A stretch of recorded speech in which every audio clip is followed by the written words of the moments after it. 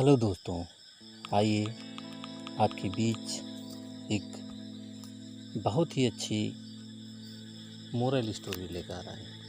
दोस्तों, आज के इस स्टोरी का शीर्षक है किसान के आलसी बेटे। दोस्तों, यह एक बहुत ही अच्छी कहानी है, तो चलिए हम आप लोगों को कहानी की तरफ ले चलते हैं। दोस्तों, बहुत समय पहले की बात है। एक छोटे से गांव में रामलाल नाम का एक मेहनती किसान रहता था। उसके पास थोड़ी सी ज़मीन थी, लेकिन वह दिन रात मेहनत करके अपनी खेती बाड़ी चलाता और घर का गुजारा करता। रामलाल ईमानदार, सीधे साधे और गांव में सम्मानित इंसान था। लेकिन उसकी एक बड़ी चिंता थी, उसके 3 बेटे। रामलाल ने अपनी पूरी जिंदगी मेहनत की थी, लेकिन उनके बेटे मेहनत से बिल्कुल दूर रहते थे। वह दिन भर बस इधर उधर खेल कूद में लगे रहते। कभी चौपाल पर बैठते, कभी गांव के मेले में घूमते और कभी पेड़ों की छांव में सो जाते। रामलाल ने कितनी बार समझाया, बेटा, मेहनत ही असली पूंजी है। खेती बिना मेहनत के कभी हरी भरी नहीं हो सकती। लेकिन बेटों पर कोई असर नहीं होता। वह हंसते हुए कहते, अरे बाबूजी, आप तो पूरे जीवन खेत में पसीना बहाते रहे, फिर भी अमीर नहीं बने, तो हम क्यों जान तोड़ मेहनत करें? वक्त आने पर देख लेंगे। दोस्तों, वक्त बीतता गया। रामलाल यह सुनकर बहुत दुखी होता।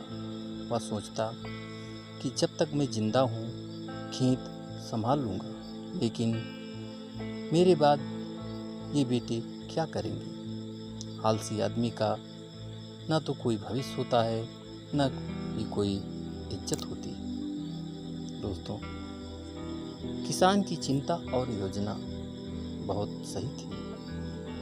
समय बीत गया। रामलाल बूढ़ा होने लगा। अब उसके लिए पहले जैसी मेहनत करना मुश्किल हो रहा था। लेकिन उसकी सबसे बड़ी चिंता अब भी वही थी, आलसी बेटे। उसने ठान लिया कि चाहे कुछ भी हो, उन्हें मेहनत का महत्व सिखाना ही होगा। दोस्तों, एक रात वह देर तक जागता रहा और एक योजना उसके मन में बनी। अगले ही दिन उसने अपने बेटों को बुलाया और बोला, बेटा, मेरी तबीयत अब ठीक नहीं रहती। पता नहीं कब मेरा अंत हो जाए। मैंने अपनी जिंदगी भर मेहनत करके एक खजाना इकट्ठा किया है और उसे मैंने खेत की जमीन में गाड़ दिया है। मेरे बाद तुम लोग खेत खोद कर वह खजाना निकाल लेना और अपनी जिंदगी सुख से बिताना। बेटों की आंखें चमक उठी। वे सोचने लगे, वाह, हमें तो बिना मेहनत किए ही सोने चांदी का खजाना मिल जाएगा। कुछ समय बाद किसान बीमार पड़ा और उसका निधन हो गया। पूरी गांव ने मिलकर उसका अंतिम संस्कार किया। उसके बाद तीनों बेटे आपस में बैठकर बोले, बाबूजी ने कहा था कि खेत में खजाना गड़ा है, चलो आज ही उसे निकालते हैं। वह तुरंत औजार लेकर खेत में पहुंच गए। दिन भर पसीना बहाकर उन्होंने खेत को इंच इंच खोद डाला, हर कोना खोदा, लेकिन कहीं खजाना नहीं मिला। शाम तक वह थक कर बैठ गए। एक बेटा बोला, शायद बाबूजी ने हमें धोखा दिया। दूसरा बोला, नहीं, शायद हमें और गहराई तक खोदना पड़ेगा। तीसरा बोला, चलो कल फिर कोशिश करेंगे। इसी तरह कई दिनों तक वे खेत की खुदाई करते रहे। मिट्टी पलटते गए, पसीना बहाते गए, लेकिन खजाना कहीं नहीं मिला। कुछ हफ्तों बाद बारिश का मौसम आया। खेत जिसे उन्होंने गहराई से खोदकर उलट पलट दिया था अब उपजाऊ बन चुका था। मिट्टी नरम हो गई थी, उनमें बीज बोए गए तो वह खेत पहले से कहीं ज़्यादा हरा भरा लहलहा उठा। इतनी अच्छी फसल गांव में किसी के खेत में नहीं हुई थी। गेहूं की बालियां झूम रही थी, धान की खुशबू फैल रही थी। जब फसल कटने का समय आया तो बेटे को ढेर सारा अनाज मिला, गोदाम भर गया। अब उन्हें समझ आया, असल खजाना तो बाबूजी ने हमें मेहनत करना सिखा कर दिया। खेत का खजाना सोना चांदी नहीं, बल्कि मिट्टी की वह उपजाऊ ताकत थी जो मेहनत से ही निकलती है। उस दिन से तीनों बेटे बदल गए। जो पहले आलसी थे वही अब सुबह सुबह उठकर खेतों में काम करने लगे। उन्होंने मेहनत से खेती की और साल दर साल अच्छी फसल उगाई। धीरे धीरे वे संपन्न हो गए। गांव के लोग उनका आदर करने लगे। जब भी कोई उनसे पूछता, तुम्हारे पास इतनी समृद्धि कैसे आई, तो वे गर्व से कहते, यह सब हमारे बाबूजी की सीख है। उन्होंने हमें मेहनत का असली महत्व समझाया। खजाना सोना चांदी में नहीं, बल्कि मेहनत के पसीने में छिपा है। दोस्तों, जब तीनों बेटे मेहनती बने और खेतों से खूब काम करने लगे तो धीरे धीरे गांव वाले भी उनकी तारीफ करने लगे।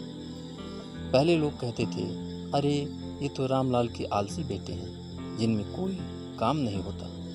लेकिन अब वही लोग कहते, देखो यही हैं वो बेटे जो पहले आलसी थे पर अब गांव के सबसे अच्छे किसान बन गए।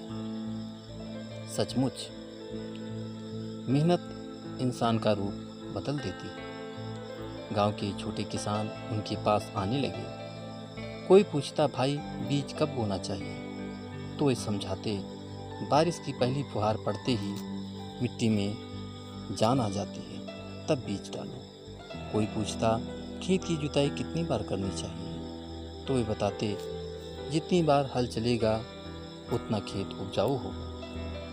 धीरे धीरे वे न सिर्फ मेहनती किसान बने, बल्कि गांव में लोगों को राह दिखाने वाले भी बन गए। पहले तीनों भाई आपस में अक्सर झगड़ते रहते थे। कोई कहता, मैं बड़ा हूँ, खेत मेरा होगा। दूसरा कहता, नहीं, सबसे ज़्यादा काम मैंने किया है। लेकिन जब मेहनत करने लगे तो समझ आया कि अकेले काम करने से उतना लाभ नहीं जितना मिलजुल कर काम करने से होता है। अब वे साथ साथ खेतों में हल चलाते, साथ साथ बीज बोते और साथ साथ फसल काटते।